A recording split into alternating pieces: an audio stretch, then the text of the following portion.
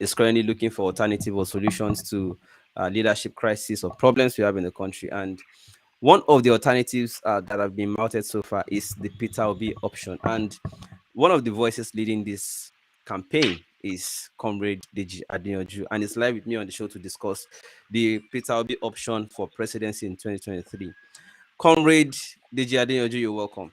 Is it okay to address you as a comrade or honorable? You can just call me Deji. That's perfect.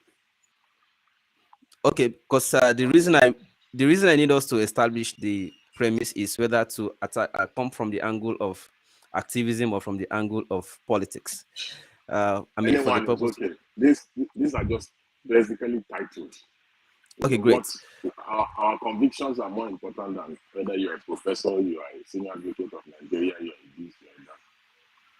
Interesting. So let's get it going. On what premise or basis? Let's just establish that first. Are you advocating that presidency zones to Southeast, and why Peter Obi? Because there are so many politicians in Southeast. Why do you think Peter Obi is most qualified? Well, I must first say that I'm not advocating for Peter Obi. I am just simply analyzing the political scenarios in the country, as I understand them to be. And the reason why I'm making the analysis is that I'm entitled to my opinion, entitled to the right to speak on topical issues in the country, whether they be APC, PDP, Peter Obi, Kwankwaso, and anybody that is within the political space. I share my views from time to time, and these views are a result of my experience over the years. I've actively participated in elections in this country, more than 38 elections in this country. I've gone to Zamfara, I've gone to Sokoto to participate in elections actively, Benue, Rivers, Bayelsa, just name it. I've actively participated in elections in this country for more than 2 decades. So I understand what the game is. I understand the context of the game. So for me, I speak from a position of knowledge. I speak from a position of active participation, and I speak from a position of understanding that Nigerians are not simply ready. No matter how ideologically Marxist inclined or activism inclined you think you are, the real voters will shock you on election day. So I'm just simply making analysis on topical issues. Peter Obi is a topical issue at the moment, and I'm just simply making my input in that regard. Thank you. Yes, okay, so as to regards to why power should naturally go to the Southeast, very simple analogy. Since the return of democracy in 1999, we've had power go around different regions in the country. There are basically 6 regions in the country. Power has gone to the Southwest. President Obasanjo was president for 8 years. Vice President Yemi Osinbajo, coincidentally also from Ogun State, has been vice president now for almost about 8 years. So it is unconscionable, for Southwest, same region where their son has just been vice president, now wanting to keep power for another 8 years, considering the fact that there are regions that have never produced presidency since we returned to democracy. And even if we are going by competence, there are so many competent people that have indicated interest from the Southeast. Look at Bukola Saraki. You hate him or like him, his zone has never produced president before. Extremely competent. Who in PDP is more competent than Bukola Saraki? Who is the person? Name the person. You understand? You can dislike Bukola Saraki because you don't like his politics, but you cannot doubt the fact that as Senate president, he made borrowing impossible for Buhari, as tyrannical as Buhari was. He made borrowing practically impossible. Almost all anti-people's policy that was brought to the National Assembly, especially the Senate under Bukola Saraki, was rejected. That is somebody who can stand his ground, and there are other issues. It's not just about being ideological. There are millions of ideological Nigerians. They don't even stand a chance in councillorship election. You understand? Not to talk of House of Assembly. All over our universities, there are ideological people there. All over the banking sector, they are not well. So it goes beyond ideology. there must be a marriage between ideology, pragmatism, competence, and you must also factor in the aspect of the technocrats and the ability to carry people along, no matter how dogmatic you are. You understand? No matter how stubborn or how self-driven you are, you must be able to accommodate opinions. You can't just say, "Oh, my opinions are the only one who is right. Everybody should go to hell." Who are you to say that in a country of over 270 million people? You understand? So the ability to receive ideas, the ability, and Bukola Saraki as Senate president, the ability to accept criticism, you understand, was there. They made a lot of. I remember us protesting in the National Assembly on several issues, and they made corrections. That's just by the way. Then they look at other people like Hayatuddin from Northeast, former banker, just like Peter Obi.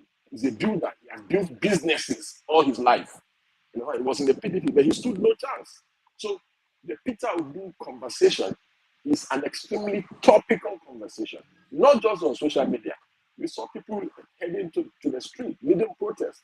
You know, so we must analyze, we must speak on this issue. So in terms of contextualizing why the Southeast and equity and the equity demands that right of first refusal should be given to the Southeast, so that we make sure that everybody feels like they're part of the country.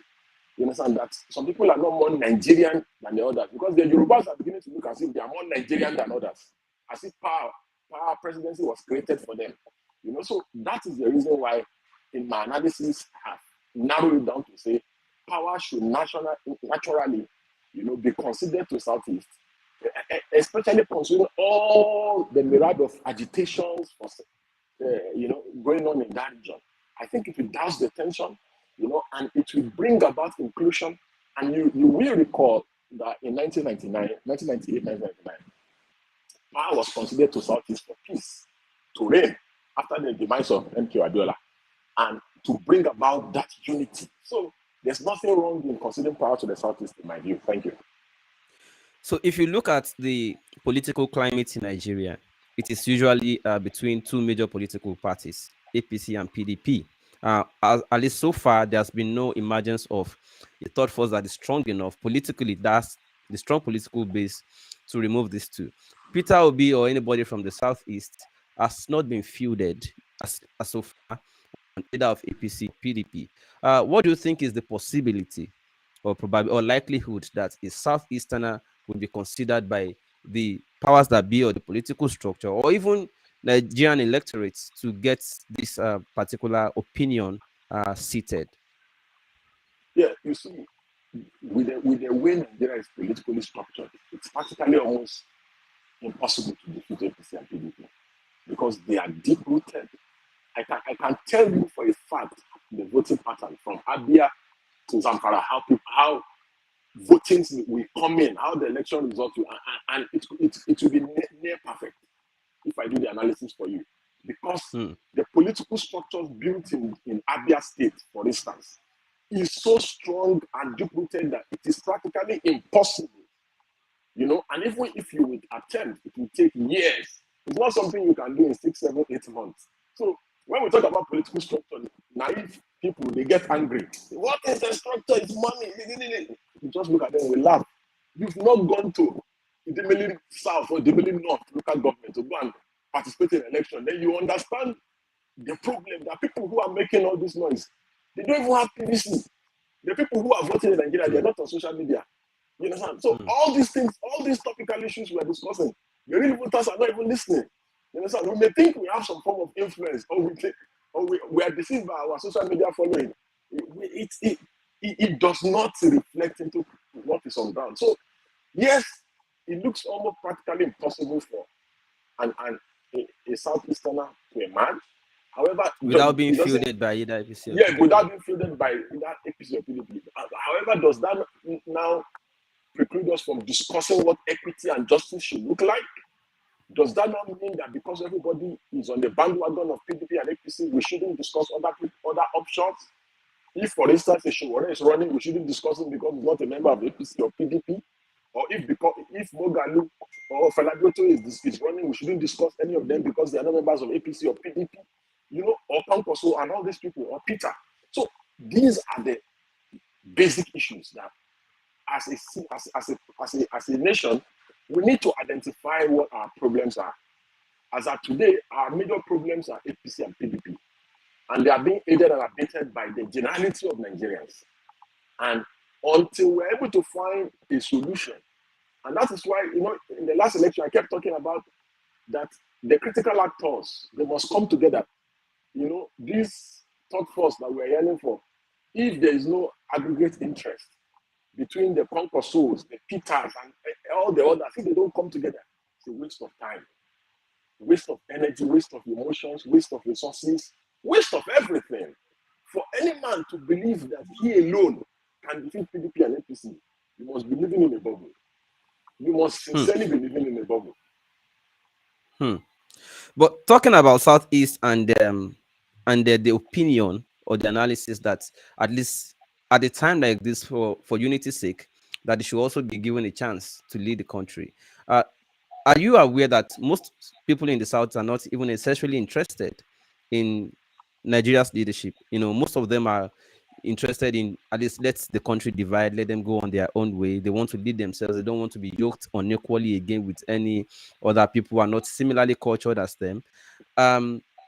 If this is, do you think what you are, what this opinion you are championing, do you think it all sits down well with people who really matter in the Southeast? And why exactly are they not as, as vigorous or as eager as you are about the Southeastern presidency?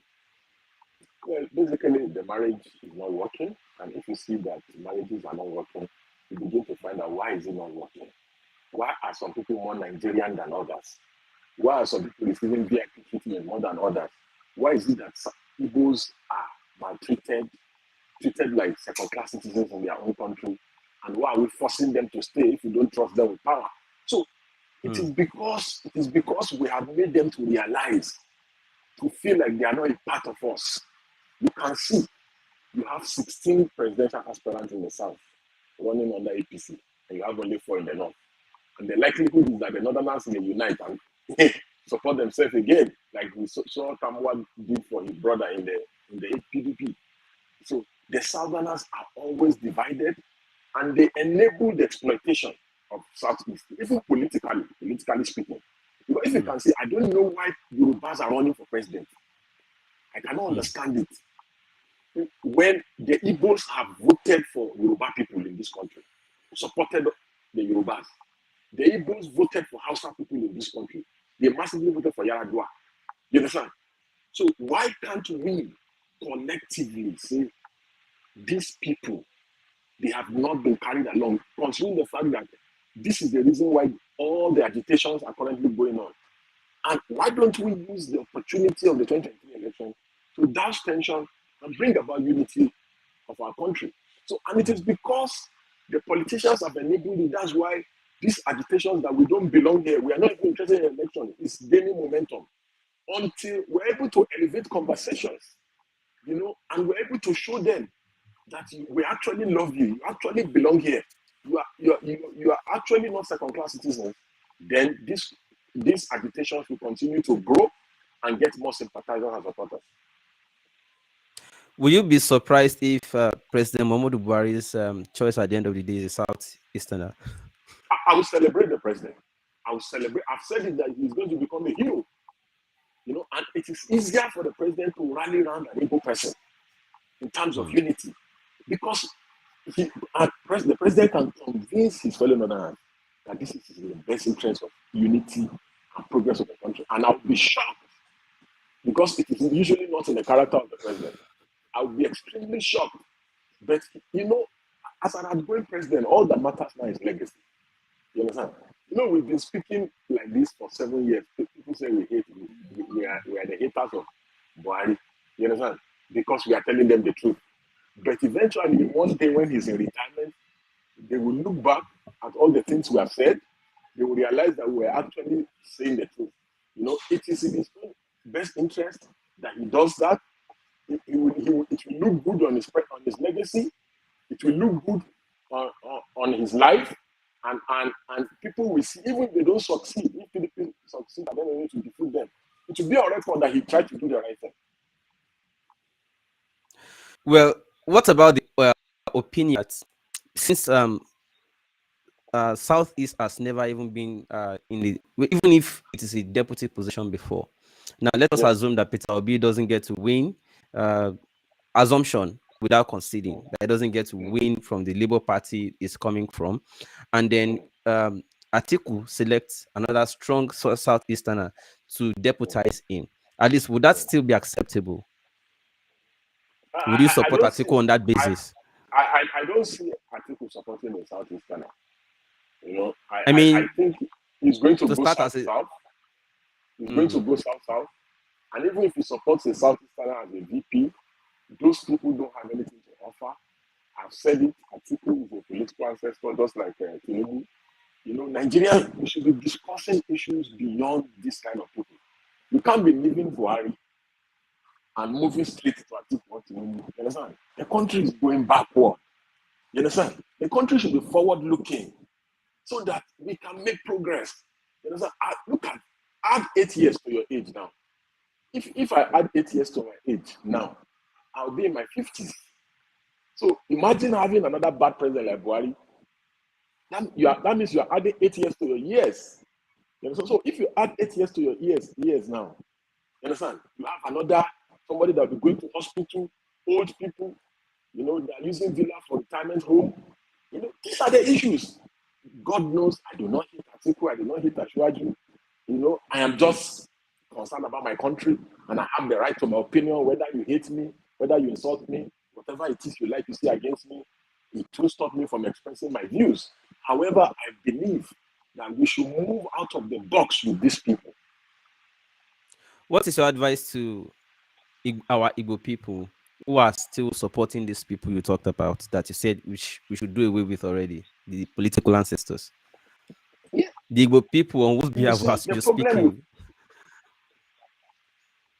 yes, the problem is that you can advise people, but you cannot force them to take your advice. Mm, You know, it is in the best interest of all Nigerians for us to begin to look outside the conventional political parties, APC, PDP.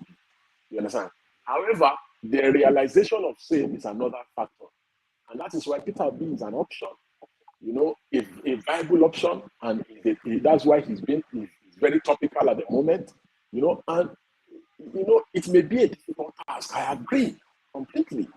The Rome was not built in a day. Even if he's not going to succeed now, look at how long Buhari tried to be president. He tried to be president for so many years.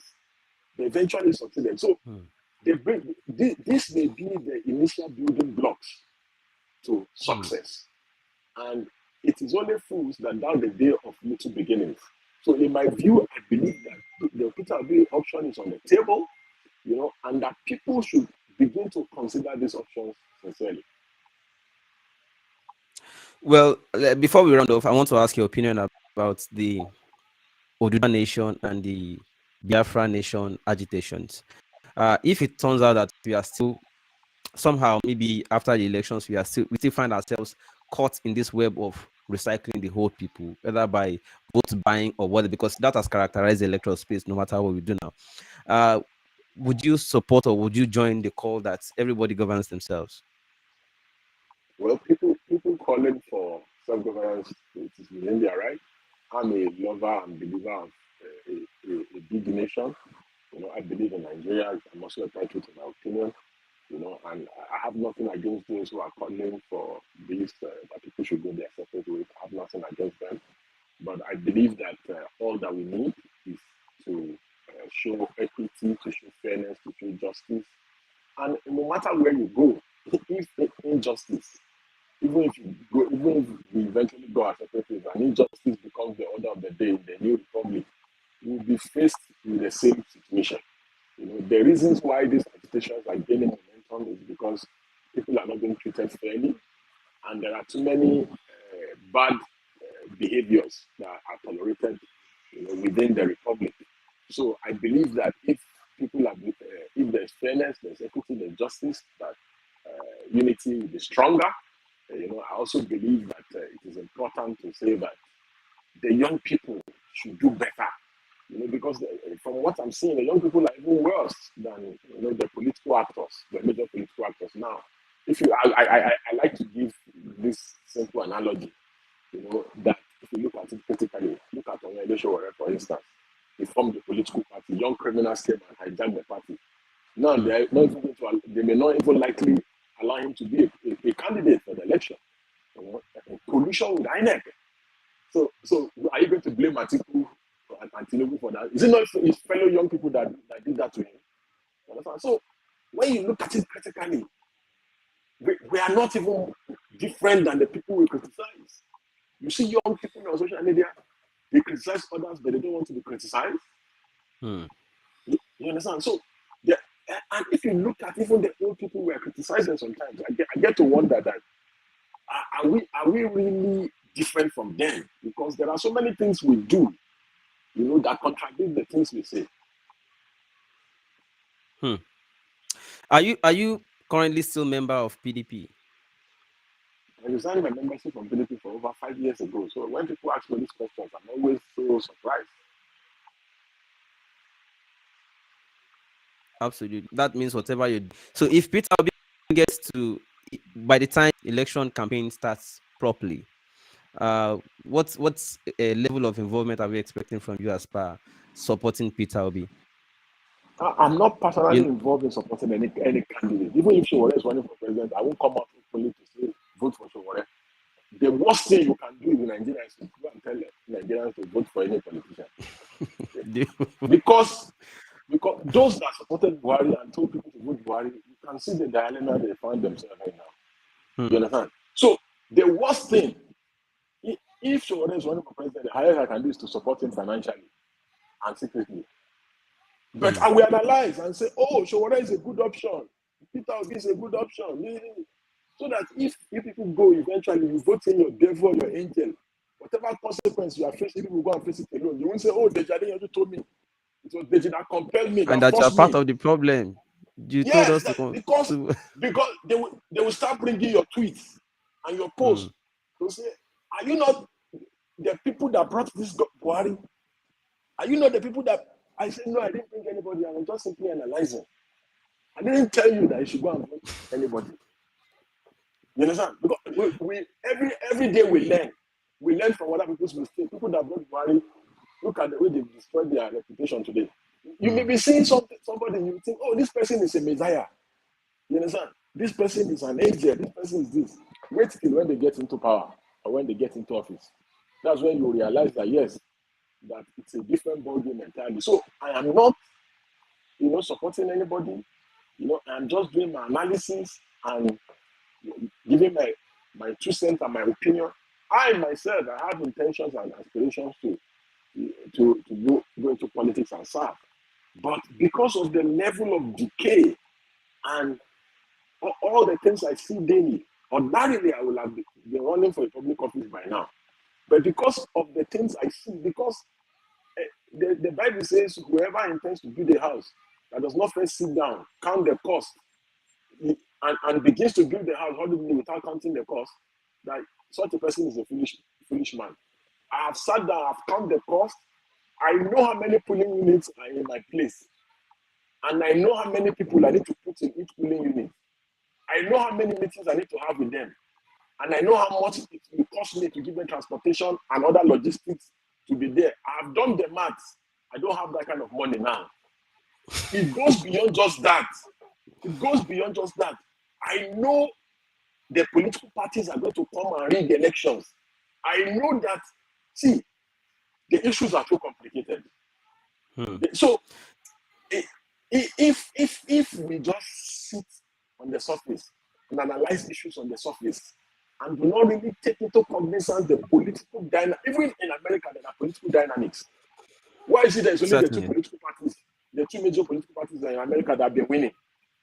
Why is it that it's only the political parties that have structures in America that have been winning elections? So if we just wake up after having an ideological dream, we just wake up and we start speaking big grammar, and we start acting philosophical like Aristotle and Socrates, and we refuse to take into cognizance the political dynamics and reality of Nigeria, we are only fooling ourselves. Now, lastly, for now, because we'll definitely have more conversations, because more questions and more developments will definitely pop up after.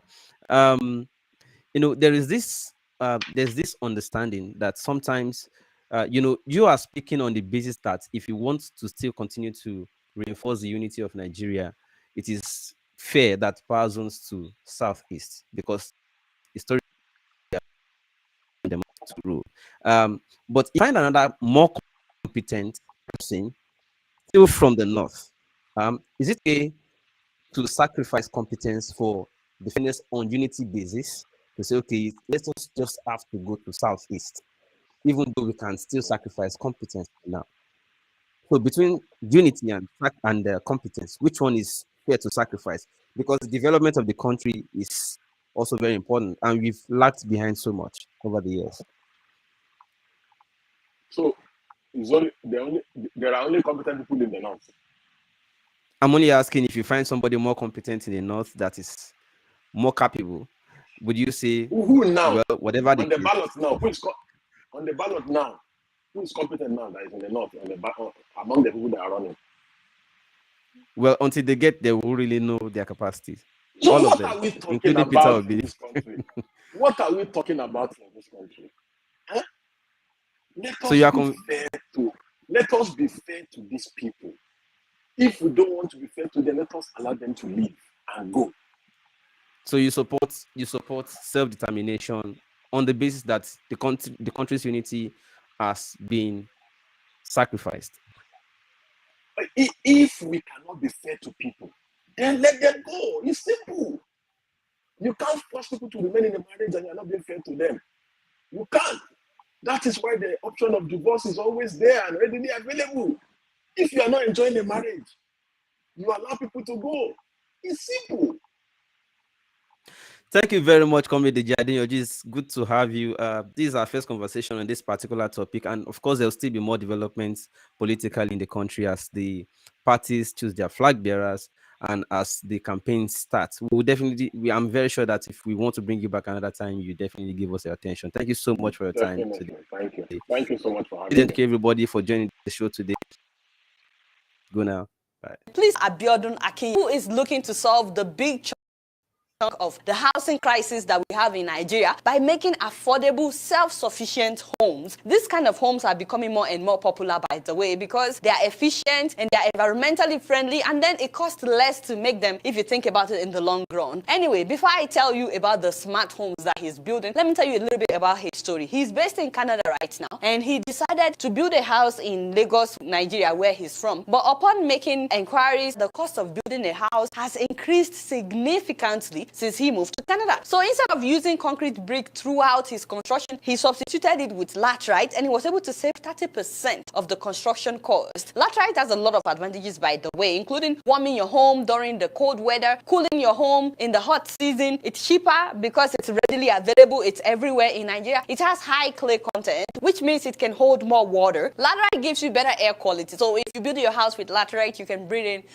better air quality. You can even recycle it. So if you build a house with laterite and you don't like it, you can break down the house and use the brick to build another house. And that's just to name a few of the advantages. But he didn't stop at building his personal house. He decided to make his house self-sufficient, off-grid, which means that he's not going to be dependent on the electricity from the Nigerian government. So he's using solar power, and he's also not going to be using power generator, so there will be no noise, no air pollution. At the same time, he's not using the regular sockaway that everybody uses in Nigeria. He's disposing his own waste material by decomposing it, and he's generating his own water. So once the house is completed, he doesn't need anything from them. And this is why they call this home self-sufficient, off-grid homes. That alone inspires me. The fact that he was able to find an alternative to just spending so much money on building a house. And the fact that he doesn't have to depend on the government, he made himself a self-sufficient house. That is the inspiration for me. But then he took it a step further. So after learning from his own experience, he wants to do the same for others, except that he wants to do it better. If you see the picture of the house house, you may not be so impressed by the aesthetic, but he calls this the experimental house because what he has decided to do is to now